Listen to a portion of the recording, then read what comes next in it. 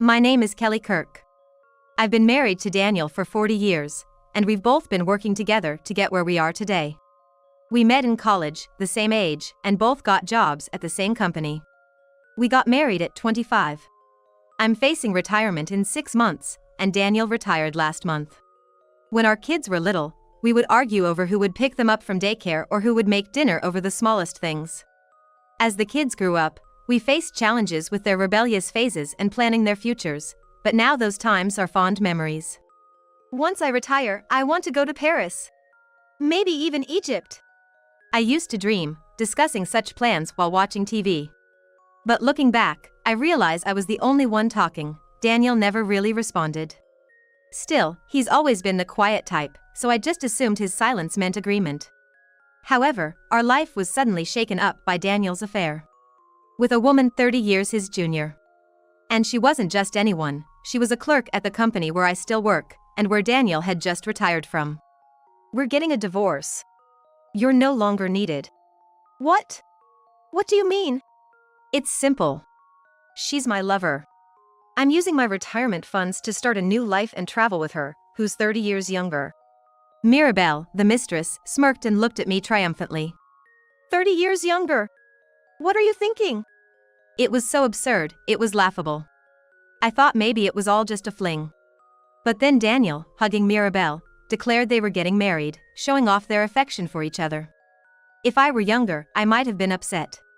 It could have been a real mess. But at 65, we had become like air to each other. I neither felt jealous nor irritated by his mistake. So, how did it come to this? After all these years together, with not much time left in our lives, we could finally relax.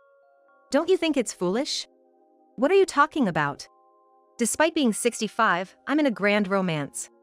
I can still experience love, unlike you. He said shamelessly. I prefer to be with someone young and vibrant like Mirabelle, not an old wife filled only with a sense of domestic life like you. I see. But how did it come to this? When did it start? I'd like to hear about this grand romance of yours. Oh, sure. It all started when Mirabelle was assigned to my department. The first time I saw her, she seemed to shine. I was amazed that such a wonderful person existed. Are you sure that's not just because of your floaters and photopsia? You should probably see an eye doctor. Ridiculous. You always say that. Just because I have floaters doesn't mean everything looks shiny to me. She was the only one who shone. So, you're talking in the past tense now. This was my brain telling me she's the one, a goddess.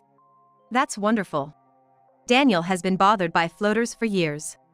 Doing things like swatting at nothing in front of him or complaining about seeing specks of dust floating in his vision. No matter how much it's attributed to his condition, he's never satisfied. I think before declaring it a grand romance, he should have visited a doctor because of the shining vision.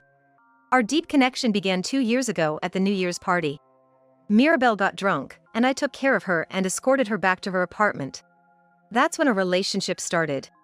So, you're saying you were a wolf in sheep's clothing?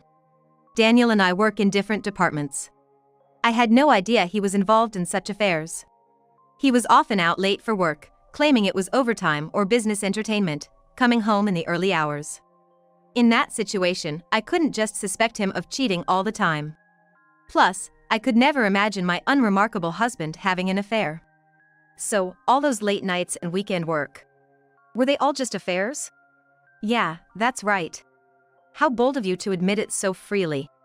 You never cared how much I said I was working overtime. Well, of course. I wouldn't suspect my salesman husband of cheating just because he's working late or not coming home till morning. I guess I hid it well then. More like you were deceiving me. Well, whatever. I'm gonna marry Mirabelle. Is that so? Congratulations. So, you're going to use all your retirement funds for yourself? Yeah, that's right. You're retiring soon too, aren't you? You'll get your retirement funds, though I bet it'll be less than mine. We'll see about that. If you want all the retirement funds, that's fine by me. I'll take my full retirement benefits too. Oh, right, it'll be after the divorce, so you won't have any claim to it. Yeah, that's why I'm saying my retirement funds are mine. Okay, I got it. So, we're getting a divorce. All right? No complaints, right? No, no complaints here. I just hope you won't end up regretting this. Regret? How could I when I'm this happy? Oh, is that so? I glanced over the divorce papers laid out in front of me, then at the woman. I have no issues with getting divorced, but something's been bothering me. What is it? Something's nagging at me. Hey, hurry up and sign the divorce papers. Right. As I picked up the pen, I was about to sign. A rumor crossed my mind. It was about Mirabelle. I've heard several rumors about her, none of them good. So that's what's been bothering me. Does he know about those rumors? If he's marrying her knowing all that, he's a real fool. If he's clueless, that's even more pathetic. What to do? Should I tell him? But he probably wouldn't believe me anyway. Rumors are just rumors, after all. I'd just end up being the bad guy. Yeah, better not say anything. After all this time, he straightforwardly admits to cheating, so why should I bother? But while I'm okay with the retirement funds part, other aspects are not so simple. Hey! What? I agree with the retirement funds part, but everything else is split in half. We're getting divorced, so everything should be divided equally. You have to agree to that, or no deal. Yeah, of course. Is that so? Then, that's fine. But we're gonna live in this house. In this house? Yeah, that's right. We're leaving for a pre-marriage trip soon, but when we come back, we'll live here. So you'll need to move out. Huh, is that so? Do as you like. Here's the divorce paper. The next day, Daniel and his lover Mirabelle went on their trip. As soon as they left, I made a beeline for a private investigator to inquire about Mirabelle's rumors. I wanted to find out if those rumors were true. Hearing that the investigation results would be available in about a week, I immediately went back home to start on the next task. First, I need to organize the stuff. With just 4 days until Daniel and Mirabelle returned, I had something specific I needed to finish. While listening to music, I got started on sorting through the belongings. And 4 days later, there was Daniel, struggling with a massive amount of luggage, followed by Mirabelle carrying just one bag. Watching them from the window, struggling with the luggage all the way from the station, seemed quite pathetic. I sat down on the living room sofa just before they entered the front door. Finally made it. Carrying all this luggage from the station was quite the task. Don't be like that, Daniel. Complaining about carrying that amount of luggage makes you sound like an old man. Oh, is that so? Yeah, you're right. This amount of luggage is nothing. Exactly. Despite his bravado, it must have been tough for him. He's always been one to complain about carrying even slightly heavy things. As Mirabelle opened the door and entered, she let out a startled yelp. What's this? What happened? Hey, there wasn't this red tape here when we left, right? No, there wasn't. Why is there? And it's going all the way down the hallway to the back. And the entrance is half too. What's going on? Ugh, this is creepy. Anyway, to the living room. Welcome back. I greeted Daniel and Mirabelle as if I just happened to pass by, stepping on the red tape at the entrance. Oh. Please don't step on that tape. What do you mean? Why is this here? I divided the house in half. This side is my space, and that side is your space. I've divided everything in half, including the living room and kitchen, so please don't enter my space. When they returned, they found the house divided by red tape. What's this all about? Mirabelle entered the house only to find it segmented by red tape everywhere. That's what I had been doing over the past 4 days. Dividing all the spaces in half to ensure we don't enter each other's living areas. That's what it means to split the house in half. The fridge is in my space, so please don't use it. You're newlyweds, so you'll buy new things anyway. The sink is the only one with water, so I divided it from underneath to half. No complaints, right? As for the bathroom, instead of splitting it in half, there's one upstairs. You have the upstairs, and I have the downstairs. Just make sure you don't use the wrong one. What's this? Even the sofa is cut in half. Yes, this side is my space, so if you lie down, you'll spill over to my side. Please don't do that. And no matter how dirty your space gets, make sure your trash doesn't come into my area. I can't stand messiness. What the hell, Daniel? What's going on? Say something. Anyway, Kelly. Weren't you supposed to leave the house? Oh, when did we make such an agreement? When we divorced, you said we'd live in this house. Yes, and so I divided it to make it livable. We're living here, so you were supposed to leave. I never agreed to that. You just said that on your own. I told you to do as you like. Live however you want, but everything's split in half, right? After being married so long, the house and even the savings and pension are split in half. Here's your half of the savings. What the hell? Mirabelle. That's my space. Your space is over there. Remember that. It doesn't matter where I stand. It does matter. There are things like cleaning to consider. I hate this. Oh, I can't believe this is happening. Now the house feels small. If you don't like it, you're free to leave. The worst. Daniel. What are we going to do? Just wait a sec. I need to use the bathroom. You just went. Old folks need to go more often. This is too much. Daniel, that's my space's bathroom. Yours is on the second floor. I won't make it in time.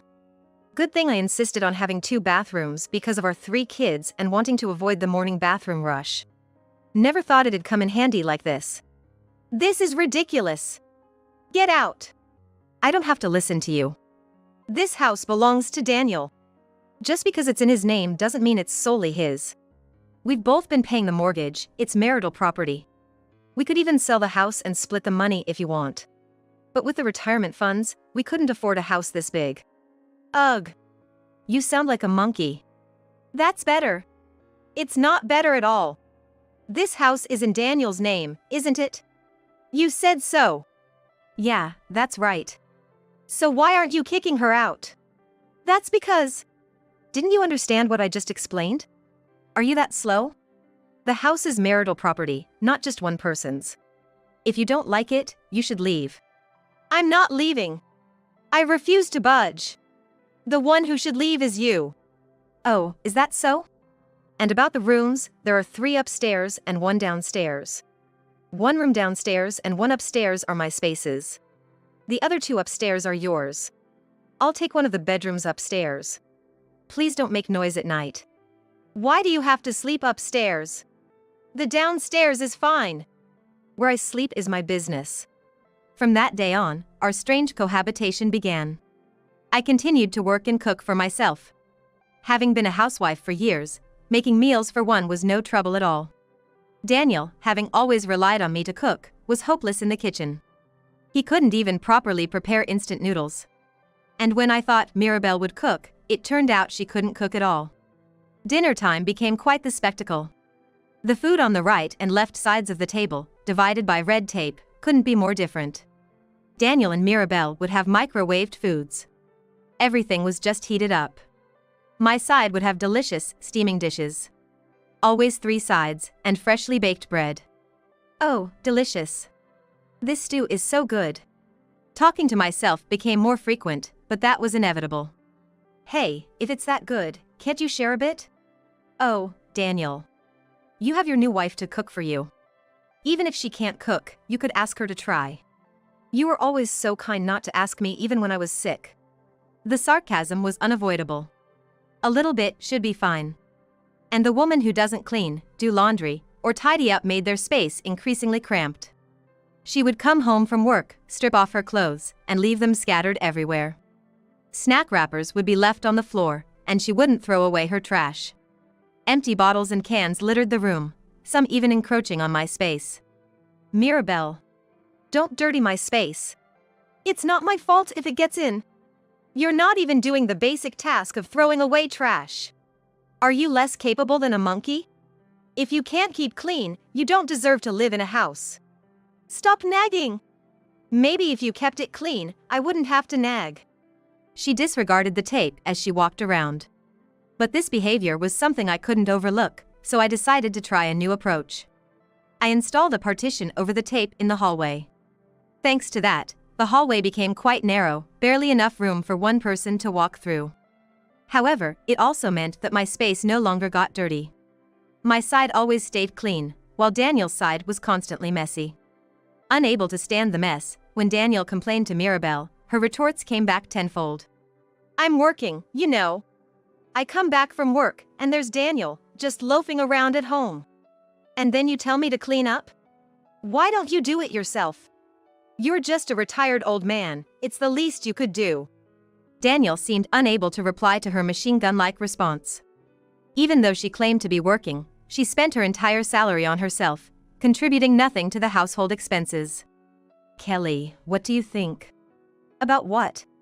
Mirabelle isn't contributing to the household expenses. That's a matter between you two. I'm not sure what you want me to say. But, can't something be done? You chose a woman 30 years younger as your wife, so you'll just have to deal with it. Did I make a mistake? I wouldn't know about that. After all, she was the love of your life, shining brightly to you. I couldn't help but laugh inwardly at Daniel. Then, one day, Mirabelle was nowhere to be found at the company. Being in a different department, I had no idea why she wasn't there. She should have been at work since she left the house in the morning. I casually asked the boss about it. Then, an unexpected answer came back. Oh, she resigned. Resigned? Yeah, don't know what happened exactly, but we got a sudden notice from the temp agency. It was only half a year left on her contract anyway, so we'll get someone else in for support.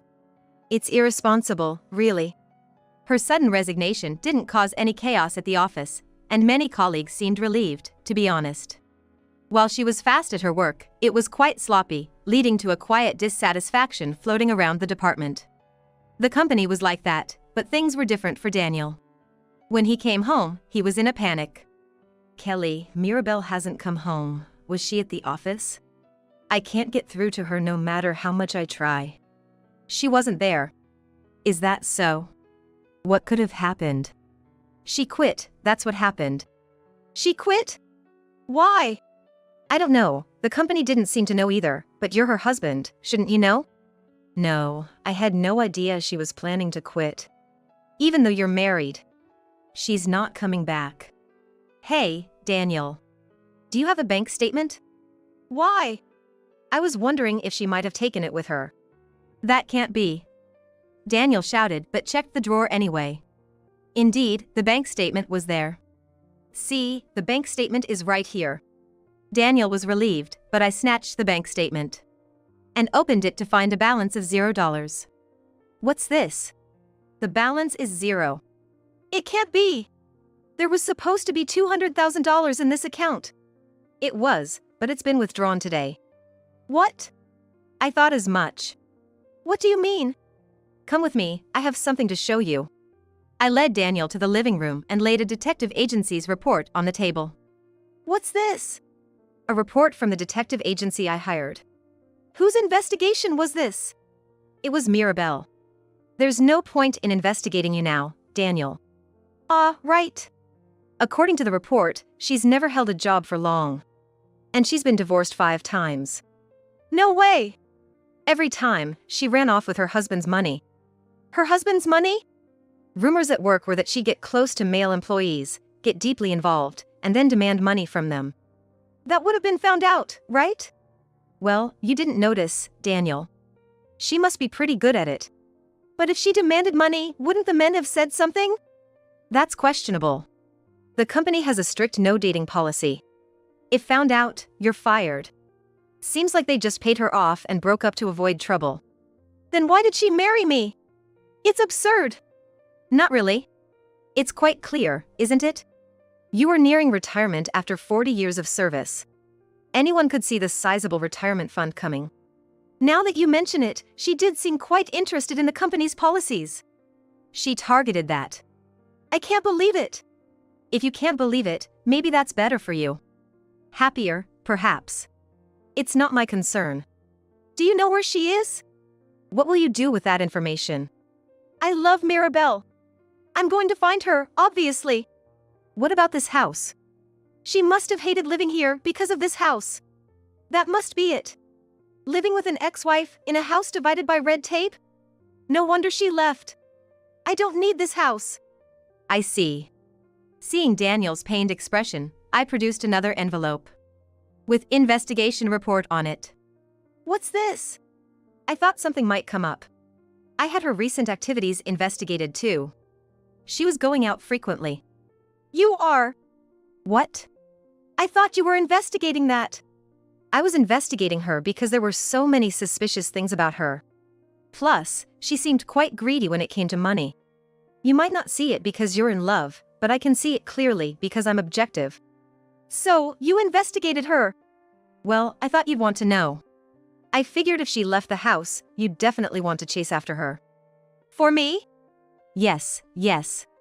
As your former wife, I understand these things. Wow, Kelly, what an amazing person you are. Even after I betrayed you, you do all this for me. I knew it. So, you really don't need this house, right? Yeah, I don't need it. I'm going to find Mirabelle and live happily with her. Okay. Then sign this document stating you really don't need the house. Sure, I'll sign anything. For everything you've done for me, Kelly, I'll gift you this house. Okay, thank you. Please, go be happy. After Daniel signed the document, he dashed off in search of Mirabelle. As for me, as soon as Daniel was gone, I started the process of disposing of the house. Thus, I sold the house and moved my belongings into a condominium I had purchased in anticipation. The reason I had purchased a condominium in advance was because I was certain Mirabelle would leave, and following that, Daniel would rush out of the house in pursuit of her. Furthermore, I had anticipated that he would believe Mirabelle left because of living in a house divided by red tape. However, I'm not a psychic, so there was a chance my predictions could be wrong. But I was okay with that. Because I was tired of living with them and wanted to leave. Surprisingly, my prediction was only slightly off. A week later, Daniel came back. But finding the locks changed, he panicked and contacted me. Hey, I just got back home. Why are the locks changed? Oh, I sold the house. What? Why would you sell it? You said you didn't need it. I said I didn't need it, but selling it? What about my place to live? I don't know about that. You're the one who said you didn't need it. Besides, you have Mirabelle, right? Better than living in a house divided by red tape. Why don't you two rent something new together? That's the thing. You did meet her, didn't you? Yeah, I met her, but she said she wanted to break up. Why? She said I go to the bathroom too often. Really? She didn't realize I was that old. That was obvious. Yeah. I said that, but she claimed she didn't know. Said being with me reminded her of her grandfather, and that's why she took the $200,000 as a severance and consolation. And you just accepted that? What choice did I have? Being with such a young woman, even for a little while, I thought of it as a good dream and decided to let go. Well, if you can think of it that way, maybe that's for the best. Were you actually married? No, whenever I brought up registration, she said she hadn't told her parents or that we should save up more money first. She doesn't have parents, you know. What? She was an orphan, raised in a facility. It was all a lie. She planned to deceive you from the start. What am I supposed to do now? Suddenly, losing all my retirement money feels like a big loss. Well, you're penniless now. Kelly, will you remarry me? What? You cared enough to investigate, doesn't that mean you still have feelings for me? You must be joking. I orchestrated your leaving the house. Thanks for falling for it perfectly. Why? My revenge for being deceived. Enjoy your karma. Afterward, Daniel, with nowhere to live, managed with what money he had in his wallet and experienced being a net cafe refugee for the first time in his life. But without an address, he couldn't work and seemed to be in dire straits, eventually contacting me again. Kelly, please help me. Oh, Daniel. What happened? Since then, I've been getting by on what little money I had in my wallet, but now it's all gone. Well, that was bound to happen. I'll starve to death at this rate. Why don't you just get a job? The problem is, I can't even reapply for work without an address. I tried asking my siblings for help, but they're all busy with their own kids and feeling awkward about it. I reached out to my kids, but they just laughed at me for cheating with a woman 30 years younger. They said it's my own fault for getting involved with such a young woman. Well, my children said what I wanted to say. Good for them. Come on, I'm desperate here. Good luck. You had the energy to have a grand romance, so you'll figure something out. I said that and hung up on Daniel. Eventually, realizing no one would help him, Daniel borrowed money from a consumer finance company and managed to rent a cheap apartment. He found a job at a supermarket, working the night shift for higher pay, rubbing his sleepy eyes as he worked hard to pay off his debt. However, the shock of losing everything made him lose weight, subsisting on expired foods. It led to him breaking down physically and mentally. As for me, I retired 6 months later. Thanks to that, I received my retirement benefits and am now living happily with my dog. Though betrayed by my husband, my dog's loyalty has been healing.